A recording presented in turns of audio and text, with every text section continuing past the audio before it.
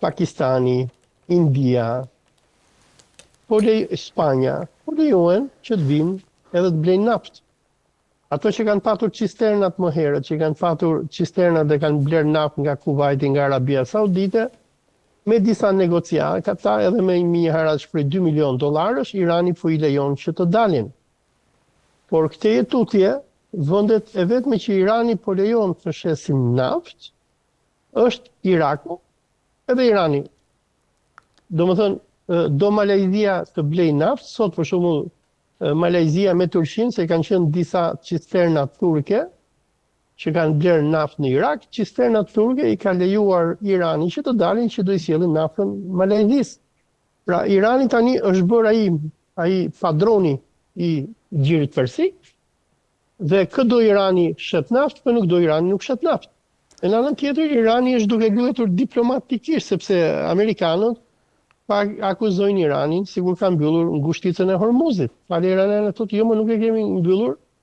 Vendet që nuk na sulmojnë neve, janë miqësore me ne, mund vinë blejnë naftë. Domethënë, ai Iran i cili përpara datës 28 shkurt nuk mund shiste asnjë litër naftë, sepse ishte deklaruar shtet terrorist, shtet nën sanksione, amerikanët e britanikët, bilet edhe indonezianët me urdhër të amerikanëve kapnin cisterna iraniane që shisnin naftë, ata shisnin me gjysmë çmimi. Nga data 28 shkurt e tutje, Irani është bërë padroni i naftës Gjirit Persik, vendet arabe nuk shesin, Irani shet. Dhe Irani po e përdor bllokimin e Gjirit Persik për të ndërshkuar gjithë ato vende që kanë qenë kundër tij.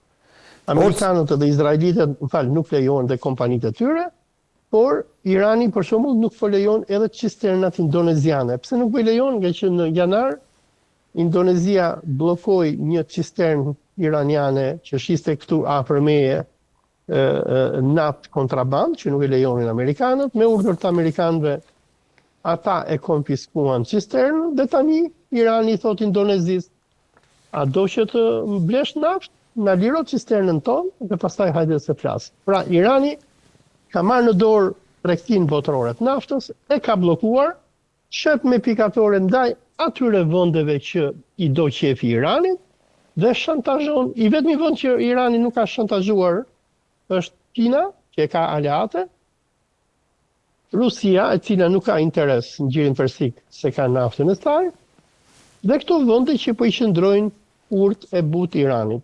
Turqia, India, Pakistani, Malajzia. Olc, e fundit, si e shikon po vinë midterms në Shtetet e Bashkuara të Amerikës, si mendon se do ta zgjidh Trump këtë çështje? Ngjelet për të parë, nëse Irani e vazhdon luftën dhe bllokimin e Hormuzit, Trumpi është i vdekur. Domethënë, ai do i humbasi midtermët, apo zgjedhjet e mesme, se si quhen, do kemi një kongres të dominuar nga demokratët. Demokratët sapo të vinë në pushtet do ta impeachin apo do ta rrëzojnë Trumpin dhe rreziqet do ta fusin në burg, dhe ky do jetë fundi i Trumpit. Prandaj Trumpi është bërë si i çmendur, edhe për ditë lëshon nga një tweet, edhe nuk di se çfarë thotë, çfarë bëj.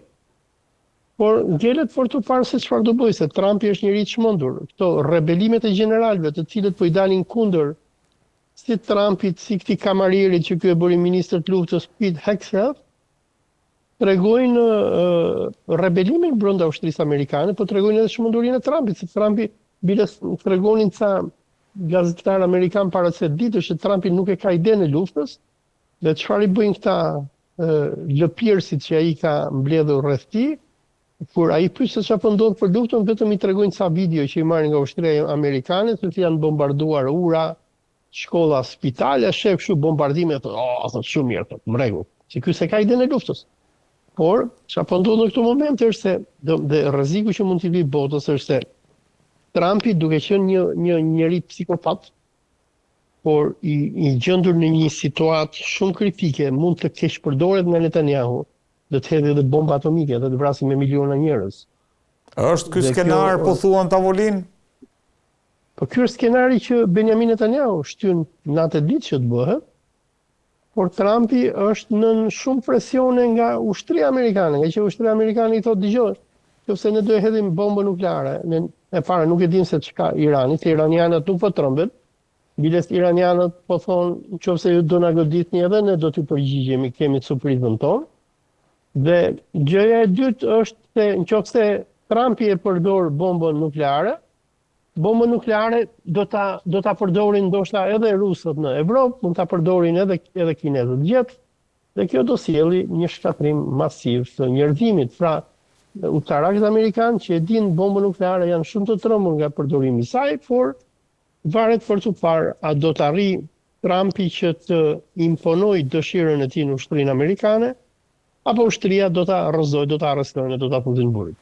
Ose do vrasë vetëm. Të falenderoj shumë që të kisha dhe ndjes për kohën. Faleminderit. Përshëndes. Në këtë pjesë të dytë të emisionit është bashkuar me mua Denis Minga, gazetar pranë Report TV-s. Denis, faleminderit. Avokati, miku i emisionit Leonard Karaj, me cilin do të nis edhe emisionin, por pasi të shikoj këtë inserti numër 1, regjia. Për ta prishur pak javën, u desh që të rikthehej edhe një herë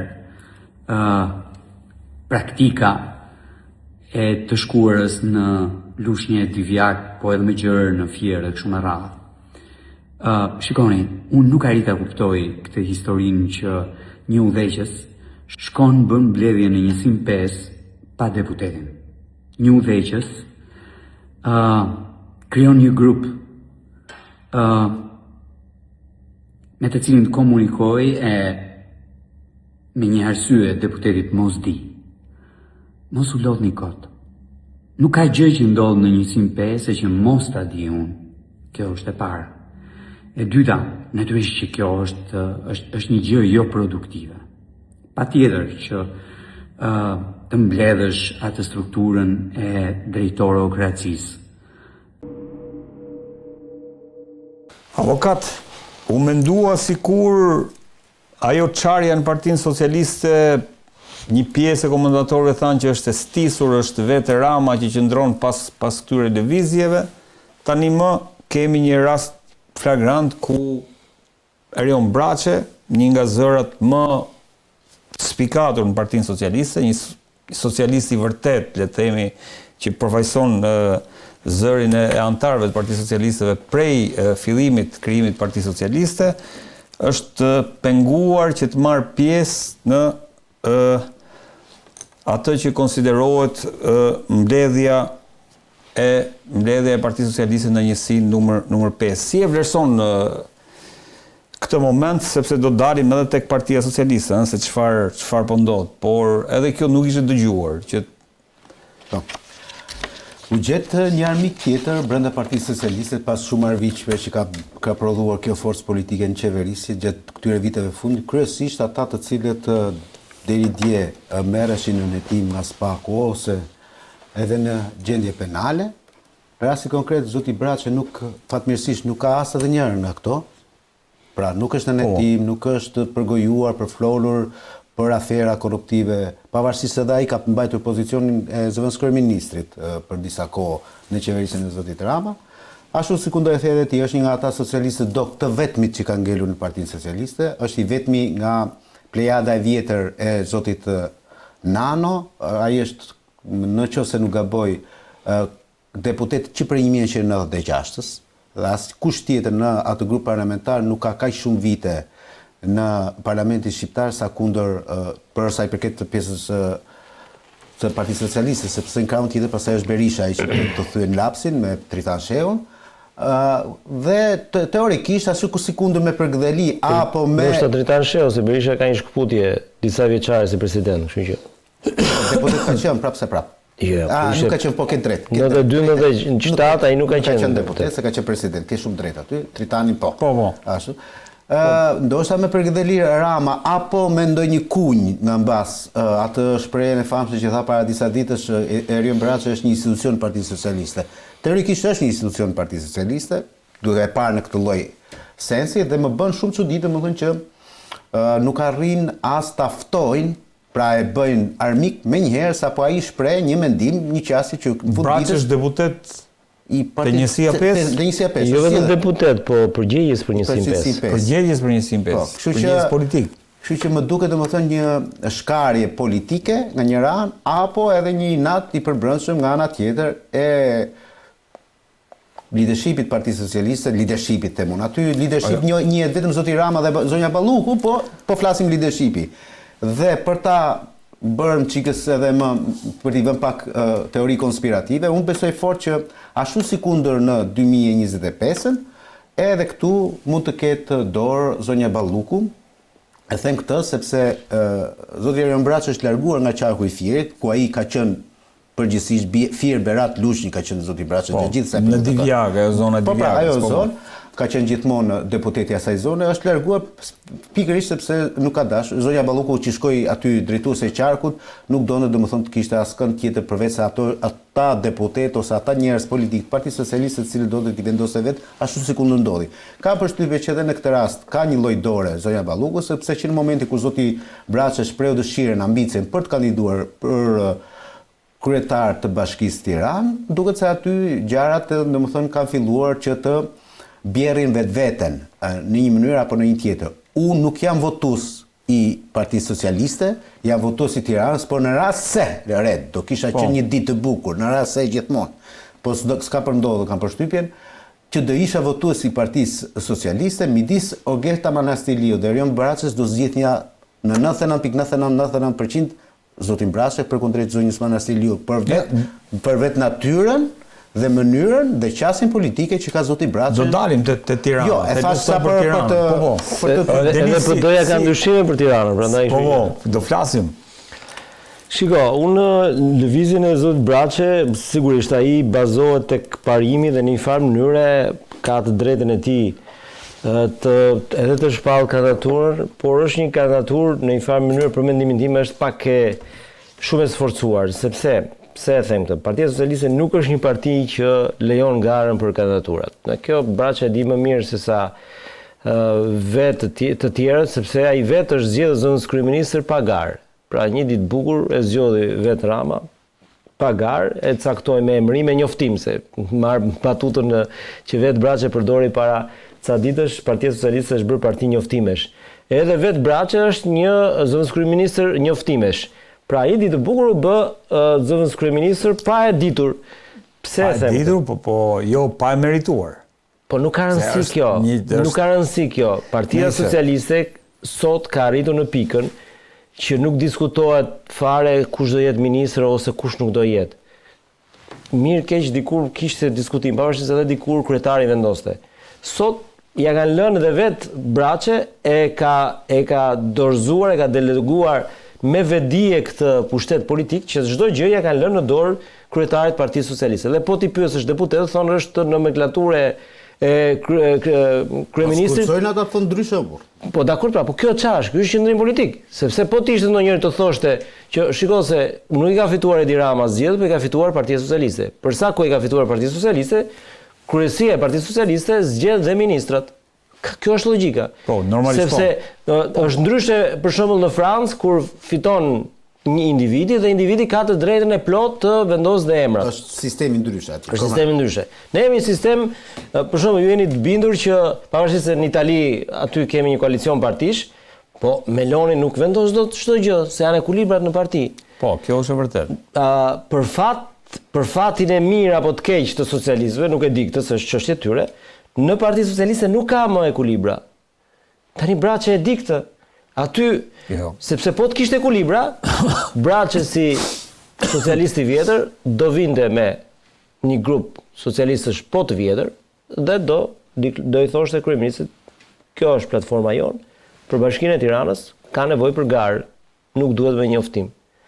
Dhe normalisht Rama do ulej, sepse normalisht numrat janë përcaktues për çdo forcë politike. Sot Braçi, kjo që po ndodh me Braçën, tregon që ai është vetëm. Nuk ka nëse dim ne Denis. Vetëm. Mund bëjmë analizë, po jo. Po do kishim një reagim. Mos e lejosh ty. Mos lejo të hyj njësia 5 ka Fatmir Xhafën. Ti mendon që në Partinë Socialiste nuk ka asnjë që nuk mendon si Rama? Një sekond, ka. Po unë e rëndësishme është që ç'a thua, jo ç'a mendon. Ne flasim për akte publike apo ka? Akte publike nuk ka aty mos. Një sekond. Mos lejosh. Erion Braçe para disa ditësh ka mësuar me njoftim, se kjo punë e njoftim është e bukur. Se për njësim 5 është Taulan Balla, është dhe Fatmir Xhafaj. Të dy janë të deleguarit e partisë. Po. Ke dëgjuar gjë nga zoti Balla për këtë që pse supranua të hynte Braçe? E bën atë gabime? Ke dëgjuar gjë nga zoti Fatmir Xhafaj që edhe ky mund të ketë moshën e Braçes për sa përket parlamentit, dhe ky 97 mos gaboj, për herë të parë ka hyrë. Po më duket Fatmir Xhafaj në parlament. Shumë e vërtetë. Pra, këtu ne analizojmë faktet, pastaj me moralin nuk merrem sepse nuk më intereson morali. Çdo zë kundër ka vlerën e vet. Dhe mesazhi është por Braçe tregon që është i tek pull kur thot populli, është vetëm. S'ka njeri. Mund të ketë njerëz në bazë që e duan, po në struktura partie nuk ka asnjëri që të shprehë një qëndrim politik pro ti. Tip tani po ja shuar në një ambicje një person. Unë po ja shuan aktiv. Le të bëj çfarë do. Akti, avokat të lën domethënë personin që përfaqëson politikisht. Jo më ne të dy, ne të tre se një gjë po themi. Ndër më të votuarit. Liste. Mos lejohet marrë pjesë, s'po e thot Denisi. Unë do mendoj, shiko, për të qenë faktor në një parti politike, unë s'kam qenë kur asnjë parti dhe s'kam qenë, se me sa duket kështu është gjërat janë të ndara, domethënë po s'kam qenë kur as në një miting partie, jo më në strukturat e partisë. Për të qenë faktor duhet të jesh si thot ai trimi mirë me shok shumë, Redi. Gjose Braçe do kishte me veten 10 veta të vjetër socialistë aty, se janë disa të vjetër, është Blendi Klosi, është Damian Gjiknuri, është ku diun Fatmir Xhafaj, mund vinte edhe Elisa Spiropali. Pra nëse bëj ky grupim, atëherë këta kishin mundësi që me Ramën të dialogonin si partner, se në një parti politike nuk ka asgjë të keqe të kesh disa flukse për individesh. Ajo që ndodhi dje dhe që Braçe jo, unë e kam besuar me thënë drejtën. Dje ka qenë një ditë feste kombëtare. Dakor, ishim pashkët katolike. Dhe askush nuk është marrë me politikë. Tani nuk e di pse është bërë ky takimi dje, po këtu e zbuluam nga Braçe, se unë nuk e di fare ku ka pas njësia 5 takime. Por Braçe na tha që shiko, kishte një takim dhe udhëheqësi, po këtu tani kjo është në një lloj hipokrizie. Tani ti je futur në një lloj betejë dhe nuk i thu dot asaj emër cili është udhëheqësi. Cili është udhëheqësi? Ai do të thotë, zotëri, e tha pak a shumë në një intervistë të fundit, tha me Ramën na bashkon miqësia, por tashmë jo më politika, që thotë ti ke një qasje tjetër politike. Okej, deri këtu shumë mirë. Po kjo qasje në 82 veta, hiq veten, pra nuk ke asnjëri tjetër ti që të jetë dakord me këtë qasje? Dhe unë mendoj që Braçe për mua ka gabuar. Pse ka gabuar? Sepse ti duhet krijosh grupin, pastaj të ngresh platformën. Nuk mund ngresh platformën dhe të presësh që të vijë grupi, sepse në partitë politike shqiptare, sidomos tek Partia Socialiste me Edi Ramën, është e pamundur që të krijohen grupe, sepse është parti në pushtet. Dhe unë jam i bindur që për të rinovuar një parti, një frymë demokratike në një parti, duhet që partia të dalë në opozit. Kjo është pastaj paradoksi me PD-n, që ka në opozit 13 vite dhe nuk rinovohet kurrë. A tjetër histori. Jo, në mazhorancë nuk rinovohet dot. Bamir Topi doli në kohën kur Partia Demokratike po doli si president, mos e shkoi si president, se brenda s'bënte. Shiko, ka një gjë po vazhdoj atë që thotë Denisi. Shiko këtu, në fund ditës, partitë politike shqiptare janë SHPK. Dhe ne e dim fort mirë, domethënë që Edi Rama e bleu në thojza Partinë Socialiste në 2005. E bleu. Ajo shpreha e famshme, një vot, një pallat, nuk doli më kot. E bleu. Tani, për gjatë këtyre viteve, fakti që e bleu nuk do të thotë domethënë që teorikisht do duhet pasaj atë ta sundojë të bëjë çfarë dojë me atë parti, unë po them çfarë është teorike dhe çfarë është praktike. Tani gjatë gjithë këtyre viteve unë dora disa nga emrat, ka shumë njerëz të cilët i kanë dalë kundra Ramës. Problemi është që po ti lexosh sot nuk janë kërkundi. Sajmir Tahiri, Ben Blushi, Ben Malaj, Ditmir Bushati, Erion Veliaj, Elisa Spiropali, Ben Ametaj, Andi Sarasani, Indiri Andi Sarasani, Arta Date, po ta mbashmend Arta Daten, Mimi Kodheli, ka deri dhe tek Ylli Manjani, që shumë kanë parë si tek ish LSI, po Ylli Manjani ka qenë eksponent i Partisë Socialiste në fillimet e veta. Socialist dok edhe Ylli. Pra, ka qenë këshilli i ministrave, këshilltar, nuk e pastaj u fut në... Po ka qenë socialist me pesë Partisë Socialiste, por nëse nuk po merrem me këtë histori, po them që është një grupim i gjerë njerëzish në Partinë Socialiste të asaj periudhe kohore dhe të kësaj, të cilët janë hyrtur për t'i dalë për ta demokratizuar Partinë Socialiste, por me një ram i cili është autokrat në bindje, në themel, në qeliz, në karakter, është e pamundur ta bësh një gjë të tillë. Këtu unë bie dakord me Denisin, sepse Erion Braçi e di se ka për kryetar. E ka pranuar këtë si çështje. Dhe përpara se ti kundërvihet ose përpara se të realizojë një lëvizje të përbrendshme, sepse mund të jetë shumë e shëndetshme lëvizja e zotit Braçi, por problemi është që po u futë në Luc, do bëhesh pismoret, nuk mund dalësh i larg nga ajo histori. Pra nëse ti do jesh në atë lojën politike ku vendos gjithçka Edi Rama, se si zgjohet ai në pikë mëngjesit dhe thotë sot do bëj Denisin ministër apo Redin, deri këtu ka arritur. Akoma se ka thënë. Kur ta thotë, po flasin për lëvizje apo ka. Fjala ime në gojë. Vesh Perëndis, po. Jo, vetëm të ndërhyj pak këtu se unë kam një pyetje. Tani po ecim me logjikën e Braçës. Tani ai thot o Gerda Manaseliu se duhet i themi gjërat hapur, paktën ne kemi mundësi t'i themi hapur. Është kandidatja e kryeministit është e ka lënë të kuptohet Rama nuk lëvizim nga Gerda Manaseliu. Nuk ka lëvizur siç lëviz doktori me Binajn, të duke që ato që dolën fjalët e mia Leonard kur thashë që Binaj është sa për të largojën, se s'është fare dije që një kandidat humbës dhe Berisha e